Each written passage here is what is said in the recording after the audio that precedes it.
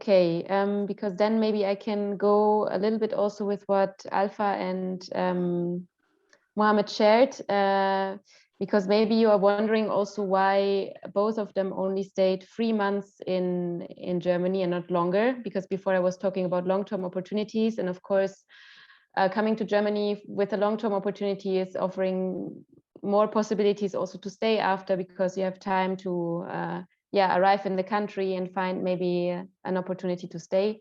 And one of the challenges that we actually are facing right now with our Move Europe program, but also with the network that we are creating, is that throughout the last years and supporting individuals to move from one country to the other, which was mainly always Italy and Greece, towards Germany, we discovered some legal barriers as well. For example, for Germany, there are some mobility opportunities that are excluding people with international protection status. And one of these opportunities is the European Voluntary Service. I don't know if you have heard about it. Now it's called European Solidarity Corps program. And it's a little bit ironic because the European Commission and also Erasmus Plus are promoting these programs, especially also for young people that have, they call it fewer opportunities, and it's including also young people with a refugee background. So they are promoting these programs for this target group, but actually they do not really give the tools on how people can participate. And we were actually supporting a young person. It's already, I think, 3 years ago now, together with Solidarity Now, an organization in Greece that maybe some of you know. And we discovered when we supported this person for the visa process to come to Germany for a long-term European Solidarity Corps, we discovered that actually Germany implies a European directive that is excluding people with international protection status from this opportunity. So that's why, for example, for Alpha and also for Mohammed, it was actually not possible to do a long-term European Solidarity Corps in Germany, like voluntary service, because legally the visa would have been rejected. But as Alpha explained, we were trying to find a long-term voluntary service for him, because Germany has also some national programs. In Germany, these national voluntary service programs do not exclude anyone legally. Everybody can come. And of course, also in other European countries, not all the European countries imply this rule. So I think I'll go a little bit also with the questions that you posted here in the chat. What I want to say is that besides of the work that we do in terms of informing, like creating information material and trying to inform people and support people in their individual mobility, our aim with Move Europe is also really to move Europe, in the sense of that we really would like to have also a structural impact, or kind of be able to form the European, but also the national laws that are actually hindering this mobility for especially young people in Europe, because we believe that it really does not make sense that especially people that have protection status and are supposed to stay here also on a long term and be part of the European community have so little mobility rights, let's say. And having these little mobility rights, it means also having not access to many opportunities and on an educational level, or also for work. And that's why, for example, for Germany, regarding this one law that is excluding people with an international protection status from long-term European Voluntary Service Corps program, we also try to advocate for a change. And for example, for this reason, we are part, Erasmus Plus has like a workforce or task force called Diversity and Inclusion. And together with them, we try to improve these programs and also dialogue with the ministry. Of course, besides of this, we also challenge, every time we support a person, we also find new challenges in the visa procedures and so on. We also try to dialogue with the embassies. Sometimes the visa handbooks are not updated and so on. So what I want to say is that we try not only to inform and to support individually, but our objective is really to try to shape in the future and to maybe make a positive change also on the structural level and on a political level. For example, also we have been 1 month ago in the European Parliament, and we had a roundtable where we also dialogued with deputies from the Parliament about refugee mobility rights in Europe, which was also really great. And we will try to do this more often in the future. There was a question of how many people we managed to support right now, and I think I could answer it right now. So this is also linked to the network that we are building. So far we are mainly active in a binational context, so between Italy and Germany, or Greece and Germany, and it's always mostly towards Germany. The project that we did as well together with Mobile Info Team, which was this 2 years project together with 7 organizations from different European countries, was like a first step towards a real program for European mobility and not only bilateral mobility towards Germany. So this is the aim for the future, to make possible that people can not only move towards Germany, but really also move to other countries and vice versa. But at the moment, it's mostly towards Germany. And the people that we managed to support is like for short-term mobilities, like youth exchange, short-term voluntary service and trainings, it's more than 200. But if it's for long-term opportunities, it's around 10. And if it's about people that remained in Germany and are now living in Germany stably and do apprenticeship or work here, it's only 5 people that we supported so far. The pandemic also had its little role, but it's mainly also because we are still building our supporter network. We are still a very young organization and our network is still growing. And part of our network strategy, let's say, is that we are currently building hubs, mobility hubs for Move Europe in different countries. And in Germany, the aim is to have several hubs, because we want to create as much opportunities for young people as possible. And in the other countries, to have at least one national representation that can be like an info point in this country. So we already have now one in Italy, which is in Bologna with our partner organization Universo. Then we have one in France, in Grenoble, in the south of France, with another partner organization. And we have also one in Spain. And in Greece, I think Fabienne can maybe a little bit share more about it, about their role in Greece and so on. But we do not have like an official mobility hub right now in Greece. Again, the challenge of our new network is that this network, we built it also on the European Solidarity Corps program, because it's the Solidarity Corps program is offering a lot of opportunities for young people and is actually also easy accessible.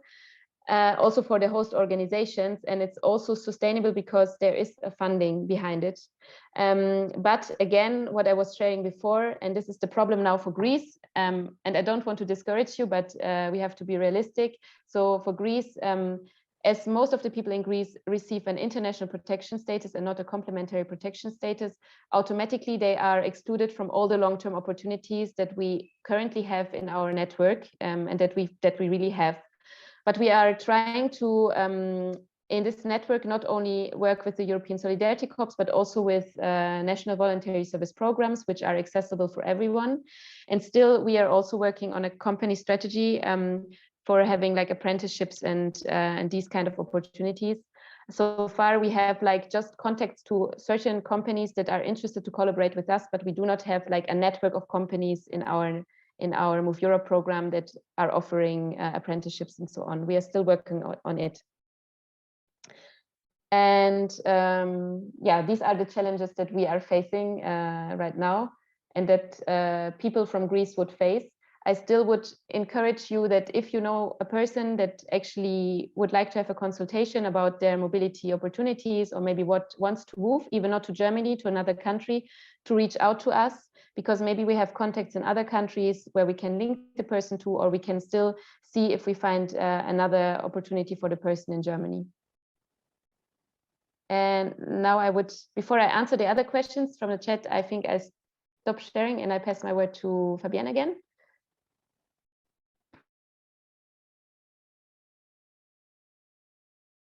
Yes, thanks. Yeah, we see your questions coming in the chat and we'll answer them. Actually, some of the questions might also be answered in this last short part of the presentation, which is also about the materials that are available and so forth to support. So I think I'll just continue to explain that part and then we can address all the questions. I have plenty of time left to do that. So yeah, just to explain the context currently in Greece a little bit. As I said in the beginning, myself and Michael, who's actually one of the co-founders of Mobile Info Team, and also Mari and some of the others on the call today are with an organization called Mobile Info Team. Some of you might be familiar, others not. But we basically support refugee and asylum seekers in Greece with any type of vital information and assistance during the full journey of asylum procedures. We work in the information provision space and we find it very important that people have an overview of what their rights are, what their obligations are, what options they have. And also preventing people from taking any kind of unnecessary risks, and giving people the ability to act with knowledge. I think it's quite obvious how this ties into the Move Europe project and why we chose to support it.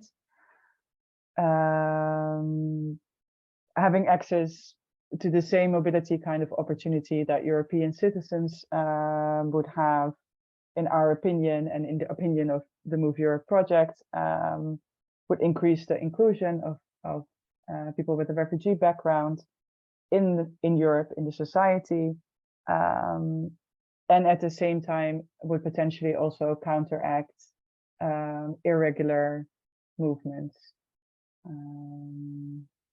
that, like I think has been mentioned by Karla, but also from the stories of Alfa and Mohammed, most people tend not to want to stay in Greece for the long term due to the difficult experiences they have after arrival.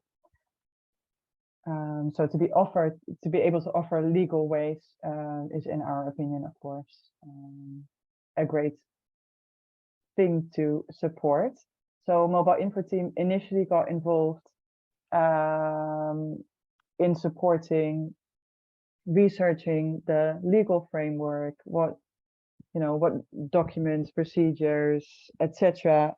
In Greece are there, and how do they match to the mobility programs in other countries, or mainly Germany at the moment.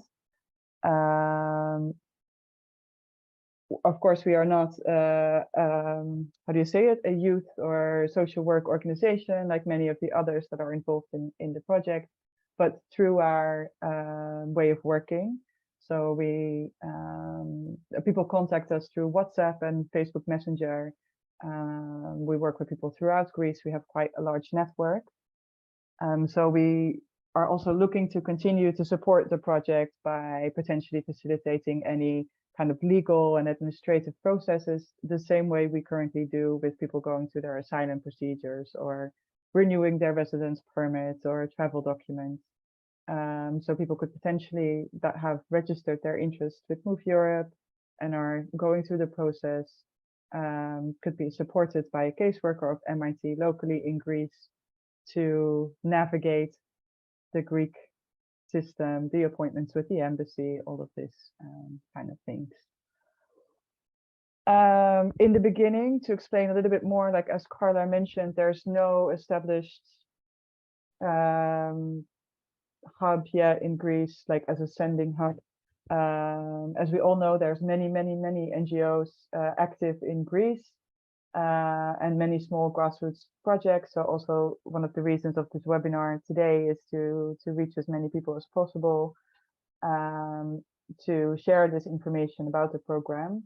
We initially worked together with ARCIS on during the implementation phase of the project, where we asked them to reach out to the community and do kind of training sessions with both their team as well as the target group, to test out all the material that is available within the Move Europe setup, which I'll share in a bit.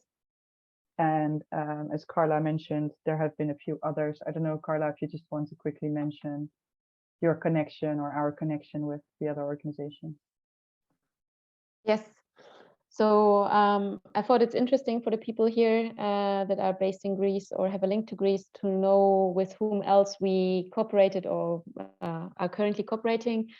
So as I mentioned before, with Solidarity Now, there was a link through one of my colleagues, I think through a training, and that's how they got to know us. And then they actually were involved in supporting some people to concretely move. And the interesting thing about Solidarity Now is also that they have been part of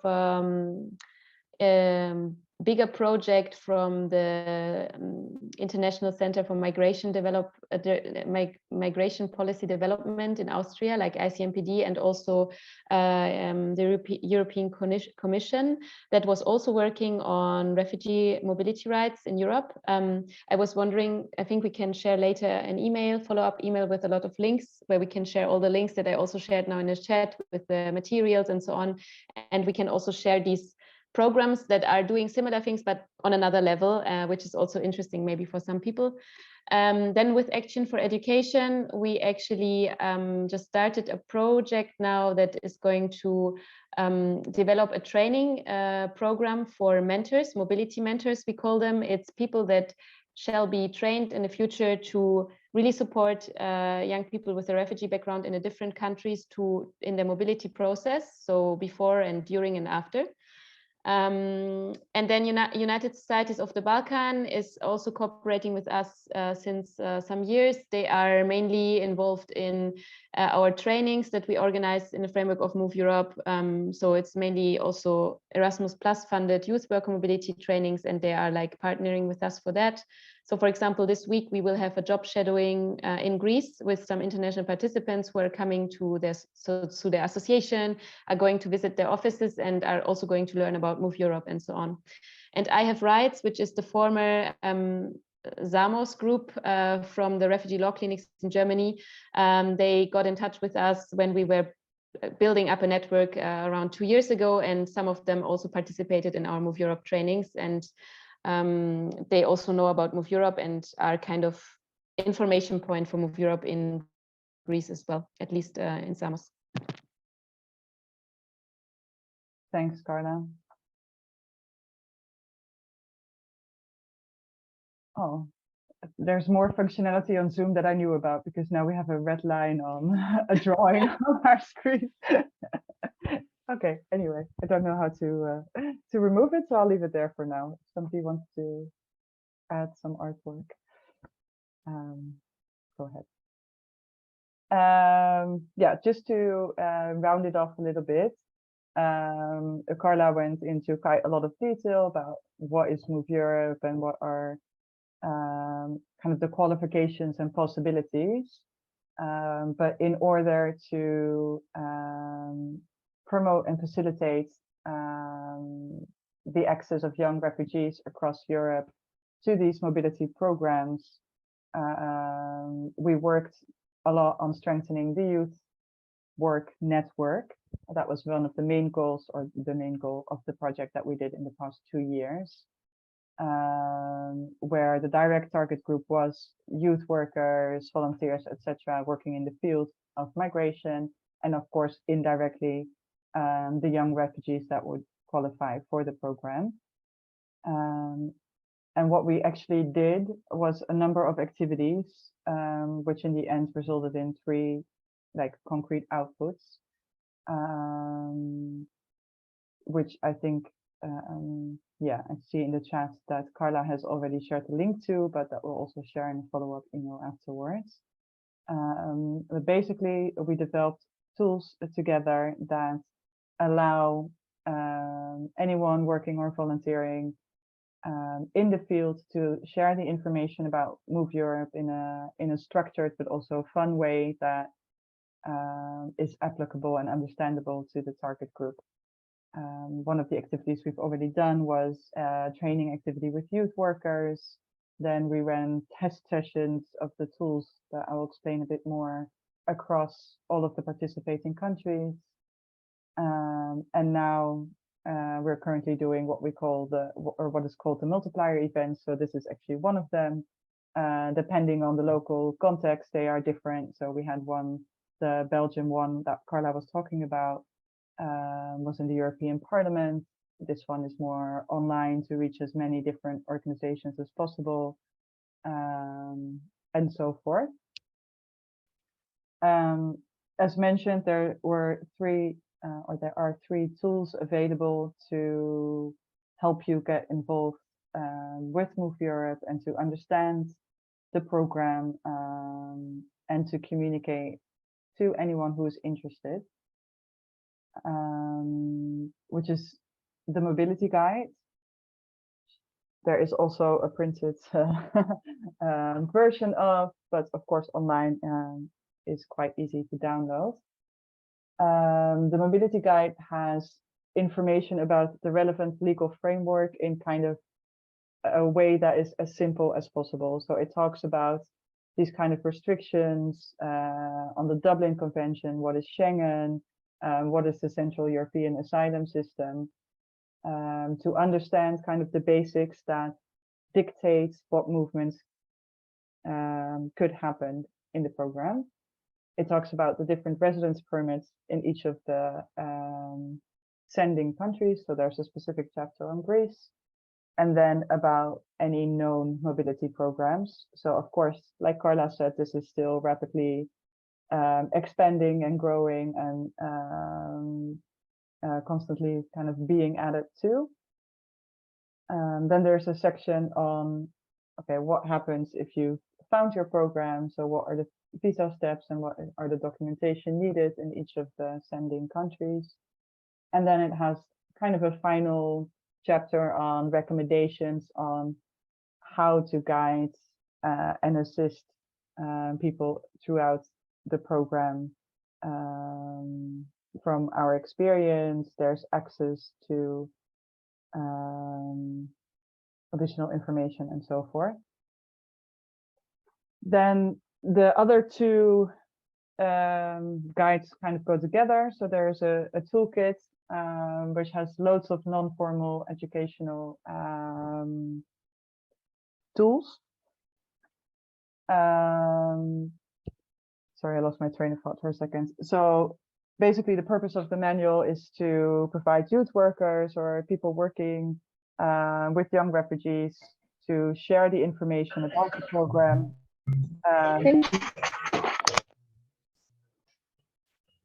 Sorry, there's somebody who's unmuted. To share the information about the program and also educating them about the topic or all the topics surrounding the mobility. So there's different non-formal education tools with info material on how to familiarize young refugees with the topic. So either out of an interest orientation perspective or in a little bit later phase where they're able to join the program. So there's some really fun exercises and quizzes and so forth. There are videos that can be used with also like the success stories of some of which we've heard part of today and additional resources. And this then kind of goes hand in hand with the training concept, which is like the bigger background document that has all the information and instructions to implement the training concept. So this is generally what will be used by youth workers and educators to train people, either other social workers or youth workers, on the concept or to disseminate the information to the target group. I know this is very brief and very static presentation today. But yeah, we'll share the information afterwards. And of course, if there's a need for a more in-depth explanation and guidance on that, then we can organize that through Move Europe.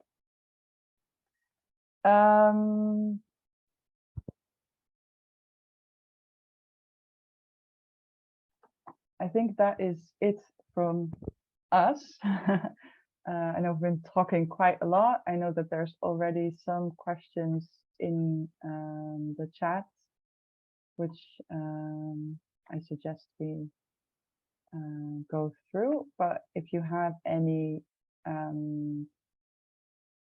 additional questions, you can either write them in the chat or use the little raise your hand icon to ask them. I think the first question was about supporting people who are not in Europe, so outside of Europe, to come to Europe. Can you support people to move to Europe from non-EU residents and don't have visa permit for short or long term? Karla, do you want to answer that one? Yeah.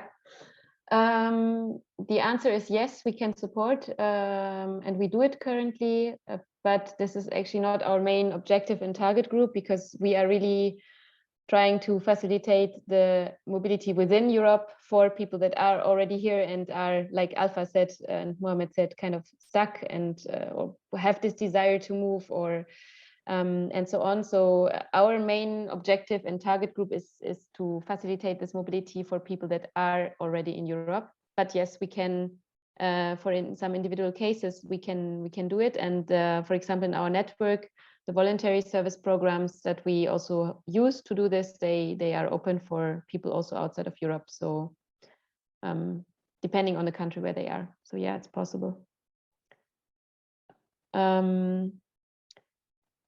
I just want to underline also, if after this meeting you have questions, as I already said, we can share all the contacts and links so that you can always reach out to us.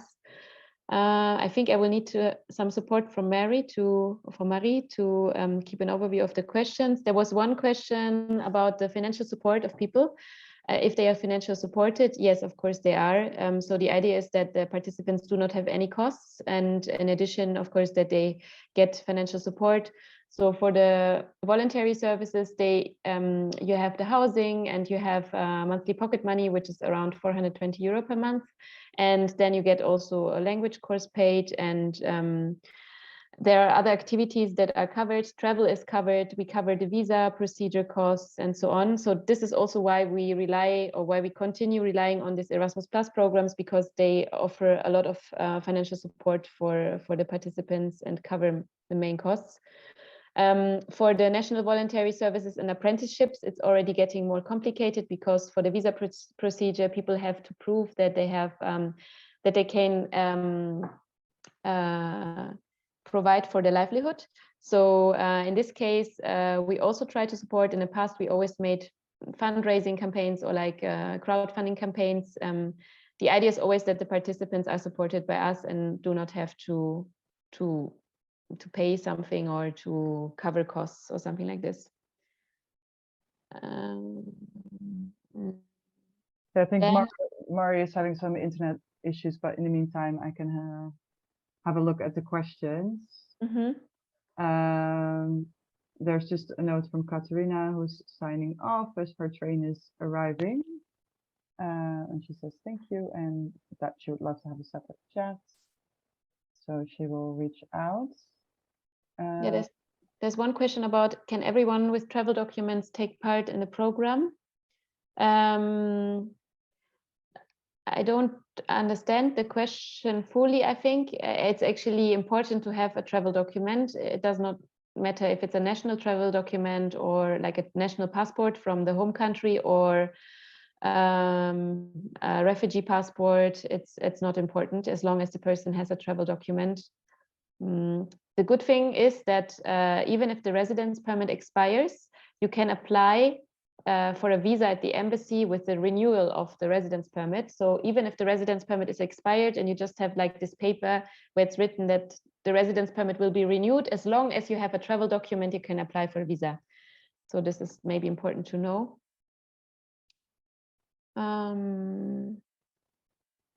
Then there was one question about Germany, as I already mentioned, like one person asks to which countries people can move right now. So as I mentioned, at the moment it's mainly Germany. but we are trying to work on having opportunities and partners also in the other countries that I mentioned before. Maybe here I can just recommend you to, we will also share the link to subscribe to our newsletter, because there we are always sharing like all the updates and so on. Yeah, I think these are all the questions. I hope I didn't forget any. No, I don't see any additional questions. Of course, if anyone has any questions afterwards, feel free to reach out. Also, if anyone didn't register on the Google form, please leave your email address in the chat so that we can send up the follow-up email. If you registered on the form, then no problem, because we have your email address there, so we will follow up. But just in case you haven't done that, please leave your email address for the follow-up. Yeah, if there's no other questions, then I'd like to say thank you, Karla, and thank you everyone for joining. Thank you, Alpha. Yeah, speak to everyone soon. Thank you everyone for joining.